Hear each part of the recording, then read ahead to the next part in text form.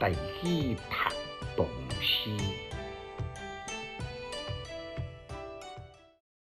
汉碑，作者李尚本。元和天子信不思，庇护人在焉有虚。世中常说立圣体之法，用中调数仪。淮西有节50载，红龙身躯苦生皮。不惧山河各平地，重歌礼貌日可辉。地得圣上上越多，积足不死心夫妻。妖贤相应作道统，炎风惨淡天王地。宿武高通作牙鸟，夷族为龙载必随。行军司马地持勇，14万将又何必？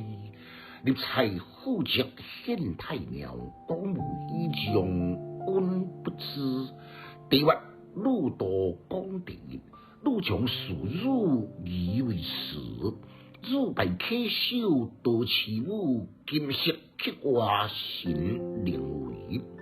故者世称大手笔，此事不提以之师。当年事故有不良，言语不含天数矣。讲退在界做小果，殊染大笔何淋漓。点传尧典顺典日，道解清妙成名诗。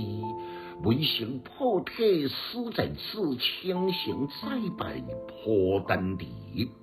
表物神儒莫属上，应神圣光书之悲。悲歌山中疑如岛，回令我盘以离。求其义中如驾笑，才知天师言其师。忠心必出识彼道，初杀大石相莫敌。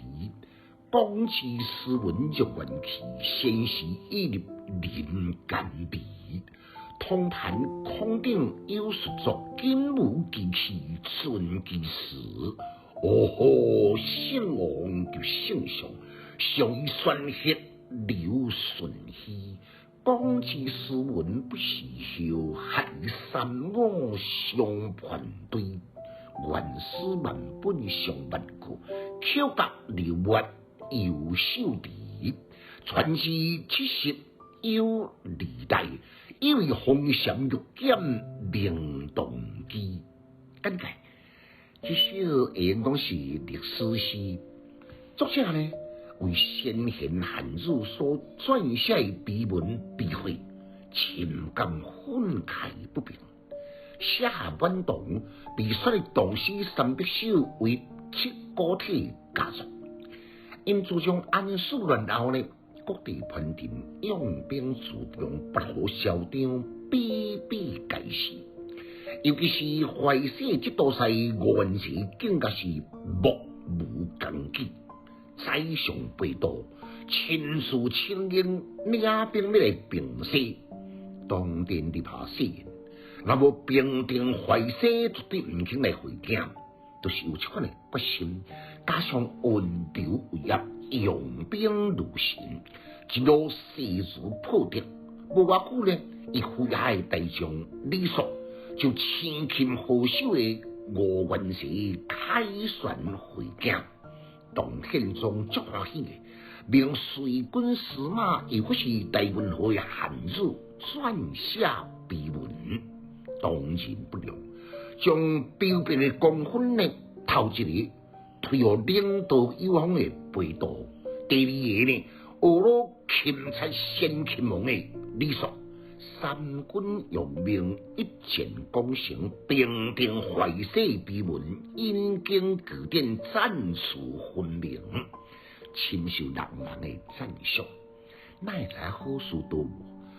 李肃的家人认为碑文不公，应当呢都要加加保养秦末插头的李肃。而且是唐宪宗的表小妹，叹起来真残。促使唐宪宗上迄个动感，因此，我在命令翰林学士段文祥另撰碑文，内容呢全部拢总偏颇于理说，又搁在自从原本的汉碑来磨单了。这就是一段历史的公案。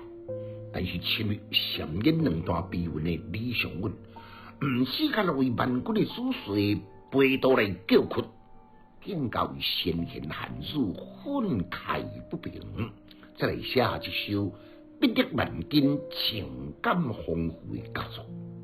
历史的公案，咱唔敢来武断，不过呢，一旦做淡薄研讨，凡事呢，拢得按照历史一前讲成。大先保养子孙，再来保养徽将，这是顺理成章。条件你来用出乎你，反乎你，坏掉汉碑，搁再立下段文呢？莫怪义愤填膺的李尚文，留下这首义正辞严、阴温优美的汉碑，为背道甲汉儒受屈受辱打抱不平。读书的囡仔白学派，有气质，够文采。读书快乐哦！